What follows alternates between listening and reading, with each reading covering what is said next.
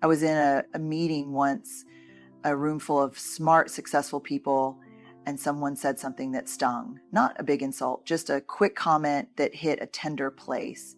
My face got hot, my chest tightened, and my first instinct was hide it, smile, nod, act like nothing happened. That's what shame does. It tells us if they really saw this part of you, they'd walk away. And here's the thing, we've all felt it. But most of us would rather run a marathon in heels than sit in a conversation about shame. We avoid it like the plague because we've confused it with weakness. And I want to start by telling you this. Talking about shame isn't weakness. It's strategy. It's healing. It's courage in motion. Shame thrives in secrecy.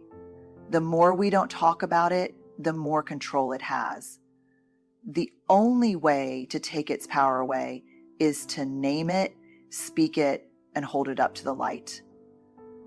But we can't do that if every time we try, we feel like we're betraying our own strength. Here's how we change that. Shame is the intensely painful feeling that we are unworthy of love and belonging. It's different from guilt. Guilt says, I did something bad. Shame says, I am bad. And that difference matters. Because guilt can be a catalyst for change, but shame corrodes the part of us that believes we can change. I remember talking with someone, let's call her Dana, who told me about a time she missed a deadline at work. She owned up to it, apologized, and stayed late to fix it. But what stuck with her wasn't the mistake. It was the voice in her head that said, you're unreliable. You're not cut out for this. That's shame. It doesn't just critique the action, it rewrites your identity. And what's tricky about shame is that it's quiet. It doesn't yell, it whispers. It sounds like, why are you even trying? You'll mess it up anyway. Or if they really knew you, they wouldn't want anything to do with you. And because those messages are internal, we often think we're the only ones hearing them. We confuse being alone with shame for being the only person who feels shame, which only deepens it. In all my research, one thing was painfully consistent. Every single person experiences shame. Every single one. But the people who were living wholehearted, resilient, connected lives, they didn't avoid shame. They acknowledged it. They spoke about it. They were aware of how it operated. The people most shaped by shame weren't weak. They were strong, but their strength was going toward hiding, protecting, performing, not healing. When we misunderstand shame, when we think it's just feeling embarrassed or regretful, we miss how deeply it shapes our behavior, our relationships, and our self-worth. Let me say this clearly. Shame is not a tool for growth. It's a weapon of disconnection. And it often gets passed down like an inheritance, quietly, subtly, sometimes even with good intentions. Parents, teachers, leaders, we've all seen moments where someone thinks, if I just make them feel bad enough, they'll change. But that's not how it works. Shame doesn't lead to lasting change. It leads to hiding, people-pleasing, aggression, addiction, perfectionism. It drives the need to prove or numb or disappear. We have to start by being honest with ourselves. What does shame feel like in my body? What does it sound like in my mind? What does it push me to do or avoid? When we recognize it, we can stop letting it sneak into our decisions. We can notice when it's trying to drive the car and say, hey, I see you, but you don't get the wheel today. Because here's the truth. When we understand what shame is and what it isn't, we give ourselves the chance to talk about it without letting it define us. We stop confusing it with humility.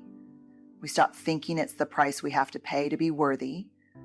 And we start building a life that's based on belonging, not on performance. And that's where the healing begins. The moment we say this is shame, we take a step toward disarming it. Shame thrives in ambiguity and silence. When we give it a name, we put boundaries around it. There's something almost magical about naming what we're feeling. It's like shining a flashlight into a dark room. You suddenly see the shape of what was lurking in the shadows. For shame, which is so often silent and invisible, this act of naming is revolutionary. It stops the runaway stories our brains tell us when we're alone with those heavy feelings. When I work with people and ask them to notice what they're feeling in moments of discomfort or pain, most can say sad, angry, or frustrated. But when I ask if they feel shame, they often freeze or deflect. Shame is a tough guest. It makes us want to push it away or pretend it isn't there. But pretending only gives shame more power. It grows in the quiet, in the secret corners of our minds. Saying, I think I'm feeling shame right now is an act of courage. It's a way of saying, I see you and I'm not going to let you control me anymore. The words themselves create space for compassion and curiosity. Instead of beating ourselves up for feeling ashamed, we can pause and ask, why am I feeling this? What story am I telling myself? Is it true? One of the most important things I've learned is that naming shame helps us differentiate it from other feelings. Shame feels like a heavy weight on the chest, like we want to disappear or disappear from the eyes of others. But guilt feels more like a nudge, a signal that something we did hurt someone else and needs fixing. Naming the difference matters because guilt can be healthy, but shame often leaves us stuck. There's research that shows when people label their emotions, especially difficult ones, their brain activity shifts. The parts of the brain that light up with fear and overwhelm quiet down, and areas connected to language and regulation activate.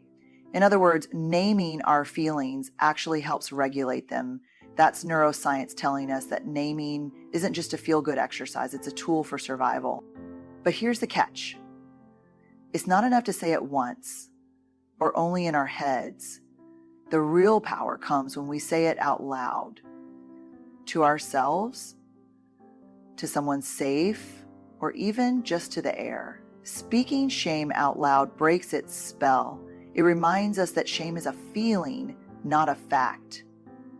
And feelings, even intense ones, pass. I encourage people to practice saying it in small moments of discomfort, even when it feels awkward. I'm noticing shame right now. That's the beginning of self-compassion. Because shame and self-compassion cannot coexist. Where one grows, the other withers. This is why language is such a powerful tool in our healing journey. When we give shame a name, we also give ourselves permission to be imperfect, messy, human. We stop trying to armor up or hide behind a mask of perfection. Instead, we start inviting connection by showing up exactly as we are. So next time you feel that tightness in your chest or the voice that says you're not enough, try naming it. Say, this is shame. Watch how it changes the energy. Watch how it gives you a little more space to breathe, to choose, and to be brave. Because naming shame is the first step to taking its power away. You don't need a big stage or a therapy office to start talking about shame. What you need is someone who's earned the right to hear your story. Not someone who will try to fix you, someone who can sit in the dark with you and say, you're not alone. One of the hardest lessons I've learned over the years is that vulnerability isn't about oversharing with anyone who will listen. It's about being seen by those who have proven themselves worthy of that trust. We all want to be heard and understood, but shame makes us hyper aware of how others might judge us. So much so that we end up either hiding or telling our story in ways that keep us safe, but don't heal us. Safe. People don't just listen. They hold space without judgment. They don't jump in with advice or try to fix the problem. They simply say, I see you, I hear you, you're not alone. That's the antidote to shame right there. Empathy. Empathy sounds like me too, and I get it, not you should or here's what you need to do. When we pick the wrong people, those who react with criticism, blame, or indifference, we learn quickly that shame is contagious. It feeds on rejection and isolation.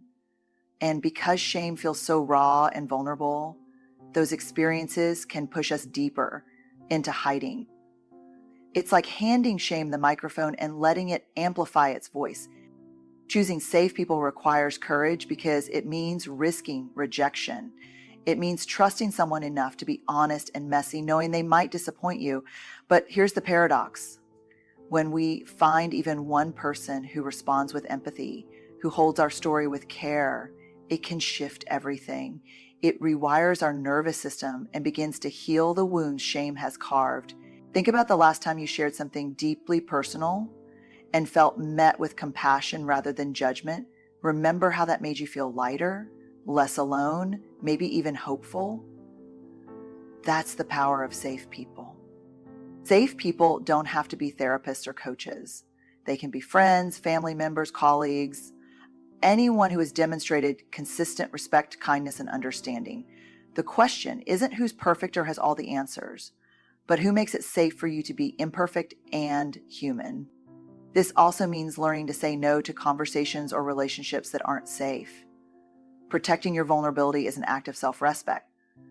It's okay to set boundaries and choose not to share your story with people who haven't earned the right to hear it.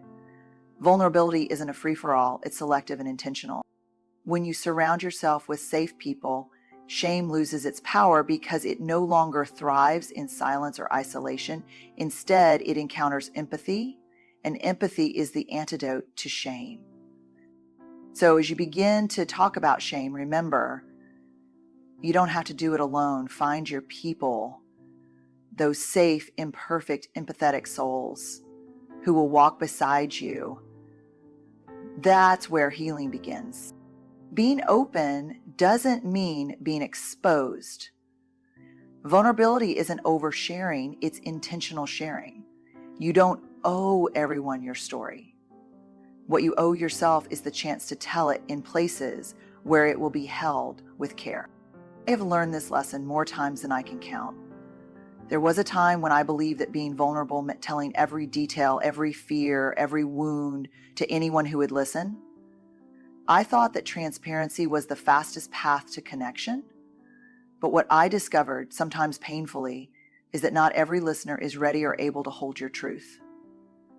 And when you share your story in a place that isn't safe, vulnerability can feel like exposure, and exposure can lead to shame. So setting boundaries around our vulnerability is an act of radical self-care. It means knowing who you are willing to be open with, what parts of your story you're ready to share, and when it's okay to hold back. It's about respecting your own emotional safety. Vulnerability without boundaries is like giving away your heart without asking if the other person is ready to hold it gently. And that can leave us feeling more alone than ever, because when our trust is met with judgment or dismissal, shame rushes in like a flood. Choosing to be vulnerable with intention also helps us avoid the trap of oversharing, which can sometimes be a way to seek validation or try to control how others see us. But real vulnerability doesn't seek to manipulate or fix. It simply shows up with honesty and openness without needing a specific outcome. In my research, I've seen how people who set healthy boundaries around vulnerability build resilience. They know when to lean in and when to step back. They protect their hearts but don't armor them so tightly that connection becomes impossible. That balance is the sweet spot where healing happens. It's also important to recognize that boundaries around vulnerability can change over time. Someone who felt unsafe hearing your story 6 months ago might be ready now, or vice versa. Being attuned to how you feel after sharing, whether lighter or more drained, can be a powerful guide for when and with whom to be vulnerable. There's no shame in saying, I'm not ready to talk about this yet. That's honoring your own pace and process. Vulnerability isn't a sprint, it's a marathon. And when you do decide to share, it's okay to be clear about what you need in return. Sometimes that's just a listening ear. Sometimes it's empathy or reassurance.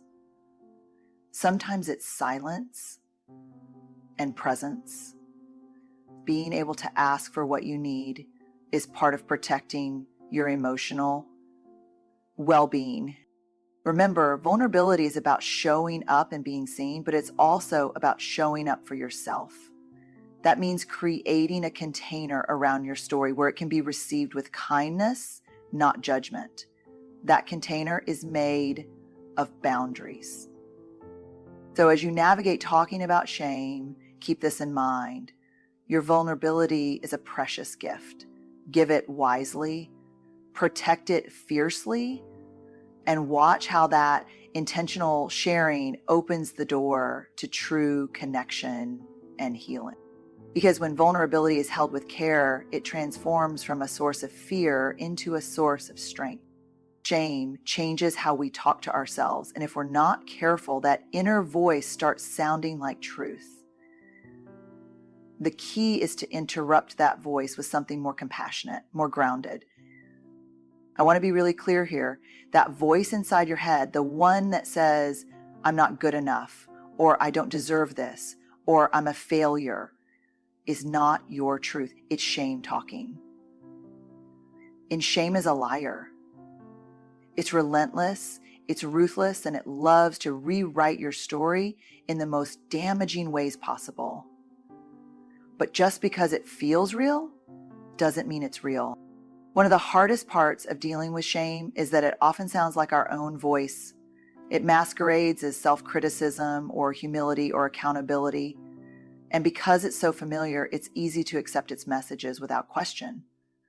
But what happens when we listen to that voice day after day, year after year? It wears us down. It erodes our confidence, our joy, our ability to show up authentically in the world. Rewiring that inner dialogue starts with awareness. You have to start noticing when shame is speaking, what triggers it, what situations, people, or memories activate that voice. And then, instead of letting it run wild, you have to learn to intervene. You become the boss of your brain, not the other way around. For example, when you hear yourself thinking, I'm a failure, pause and ask, is that really true? Or is this shame talking? Then try replacing that thought with something kinder, something that acknowledges your humanity. I made a mistake, but I'm learning. Or I'm doing the best I can, and that's enough. This isn't about sugarcoating or ignoring your mistakes. It's about holding space for yourself as a whole person, flaws, struggles, and all, without letting shame define your worth. It's a practice of self-compassion, and like any practice, it takes time and patience. There's all science behind this too. Studies show that people who practice self-compassion experience less anxiety, depression, and stress. They're more resilient, more motivated, and have healthier relationships. When we speak to ourselves with kindness, our brain actually calms down. The threat response that shame triggers gets dialed back, making space for growth and healing. I also want to mention that this rewiring doesn't mean you'll never feel shame again. Shame is part of being human. The goal isn't to eliminate it, but to develop a healthier relationship with it. When shame comes knocking, you can greet it without letting it move in and take over. Part of that is recognizing when shame tries to disguise itself as perfectionism or people-pleasing. You might catch yourself thinking, if I just work harder or please everyone, I won't feel this shame. But that's a trap. It's shame pushing you to prove your worthiness through external means instead of accepting it internally. Rewiring your inner dialogue means giving yourself permission to be imperfect and vulnerable. It means reminding yourself daily that you are worthy of love and belonging just as you are, not because of what you do or how you perform, but simply because you're human. This is where true courage lives, right in the messy, beautiful middle of imperfection.